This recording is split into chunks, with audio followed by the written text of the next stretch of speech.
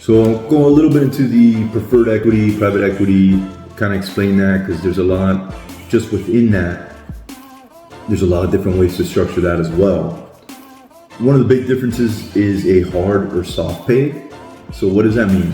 Let's say you've got a preferred equity firm that's ready to give you some equity towards your deal, and usually you're going to get a overall return that they want. So let's say a 12%, right? That's what you agree to.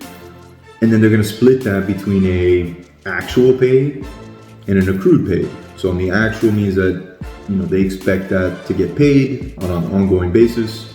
And then the accrued is just, it accrues over time and they want you to catch them up on any capital events. So, refi cash out, or if you're selling the property.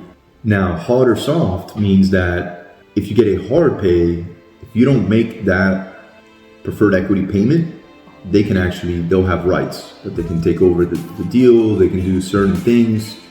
Now on a soft pay, which is the one that essentially you want, is they'll only get paid if the cash flow's there. If the cash flow's not there, it doesn't trigger any of that. We're always looking to get a soft pay on the preferred equity. This is the only way you'll be able to get a private equity piece behind agency as well. If it's a hard, they're most likely going to tell you no.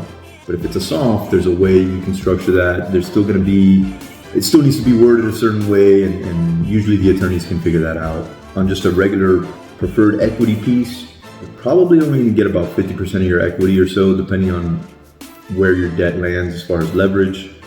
Or if you want to look at it leverage-wise, usually no more than 80% LTC. Now to get more than that, you could jump over to JV equity.